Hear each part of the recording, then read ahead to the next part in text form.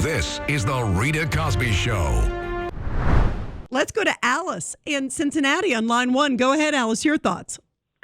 Hi, Rita. When you think of Joe Biden, you turn into something you never thought you would be. I'm not an apologist for him, but he has the mentality of a houseplant. But he does have moments when he's lucid. But the problem is houseplants are kind of nice. They sit around, they grow. This one's not growing, and our economy ain't growing under him either, Alice. No, he knows what's being fed to him in an earpiece or a teleprompter, but I think he has traded. I don't think he's ever been a good person. If he's ever named Man of the Year, it's for the wrong reasons. Father of the Year, for the wrong reasons. His son's a crackhead. The money he gained probably wasn't gained for the right reasons. The man's a liar.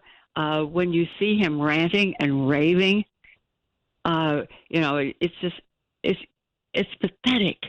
And now he's going to go to Saudi Arabia, hat in hand, and these are the people while he was campaigning, and that he said he's going to turn them into pariahs, and he's going to ask for oil. And you know what's amazing, Alice? You hit it on the head. He's going to go over there and ask for oil. And for some reason, does it make any sense to anybody when we're all in the same climate, we're all in the same world, that if the goal is less, dirty oil, dirty drilling, all these things that, the green movement is pushing, if that's the deal, it's so much dirtier in Saudi Arabia.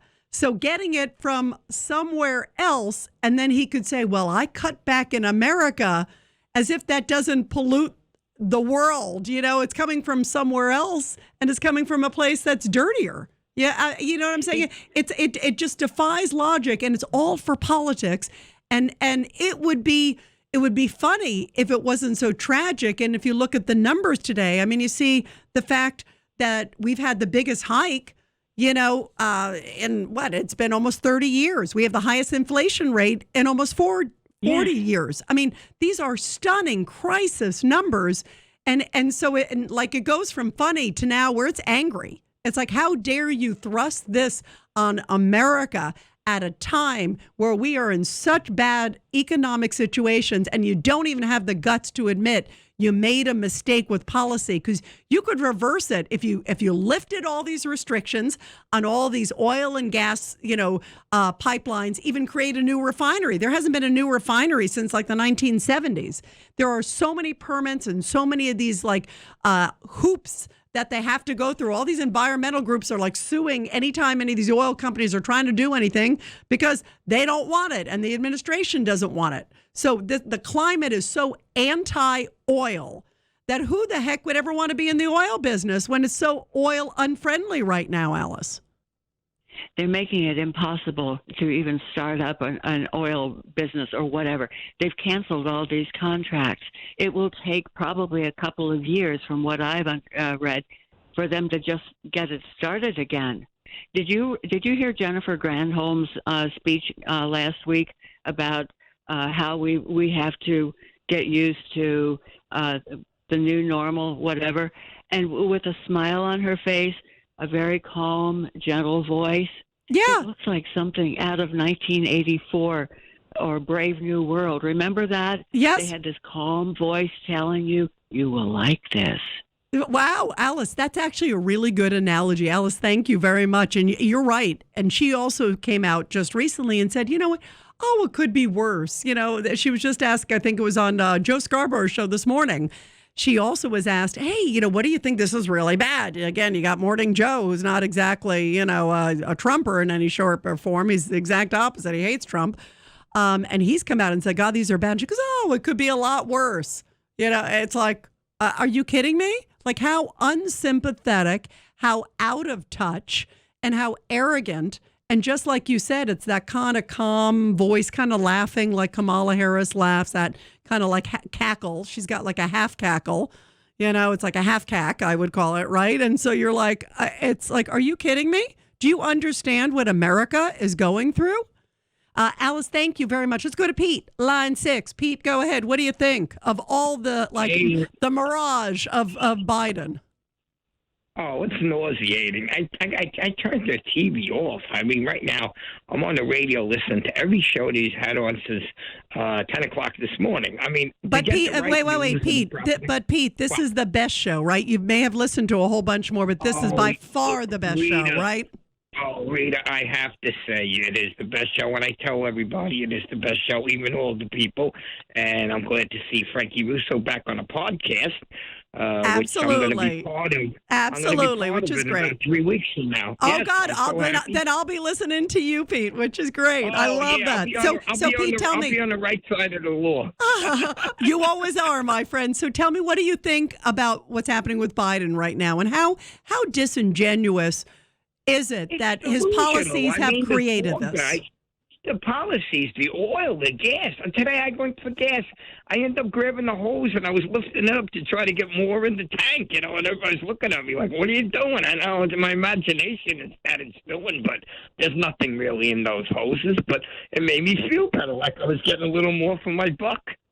Yeah, and isn't that scary that a lot of people right now are just trying to squeeze what they can do? I mean, I saw a story. This is amazing, Pete, today, of somebody, and it was on one of the TV networks. I think it might have been on NBC. And they basically said that this woman, she was a nurse, and she said to make ends meet, she's selling her blood plasma for $600 a month.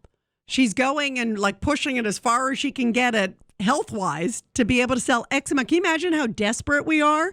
This is somebody in middle America who is literally selling her plasma for $600 a month to be able to feed her kids and pay for the groceries, because she was tight on cash just making ends meet before this.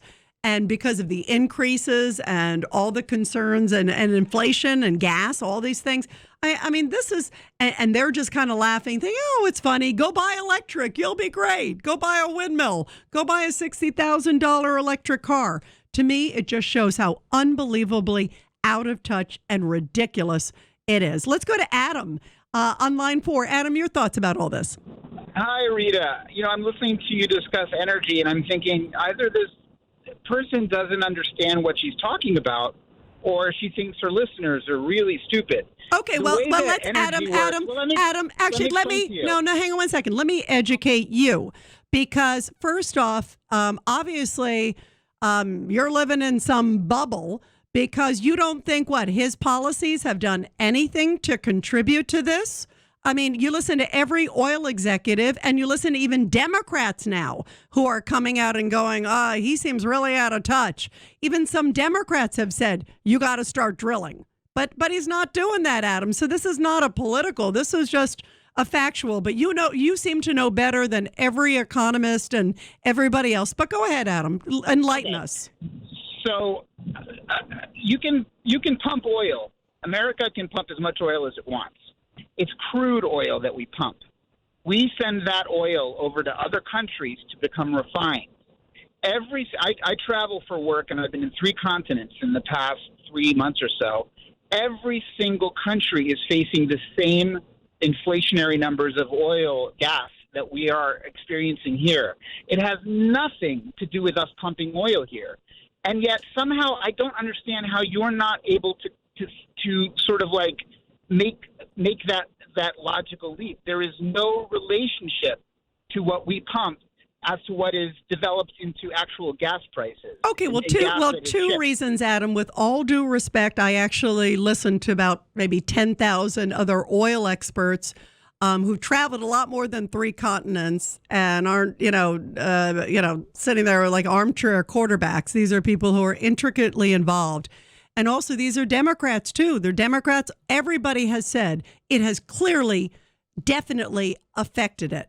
The fact that we're going to Saudi Arabia and begging, do you think there's anything impressive about a president that we were energy independent, and on day one he cancels the Keystone Pipeline? Then he says, okay, we're not going to go in the Arctic Circle. Okay, we're not going to go in the Gulf of Mexico.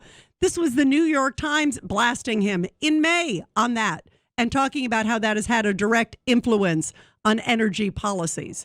So, good luck with your 3 continents. You still have a couple more to go through, and good luck with your economic policies too, Adam. But I do appreciate the call. Very, very much. Let's go to more calls after the break, everybody. It's 1-800-848-9222.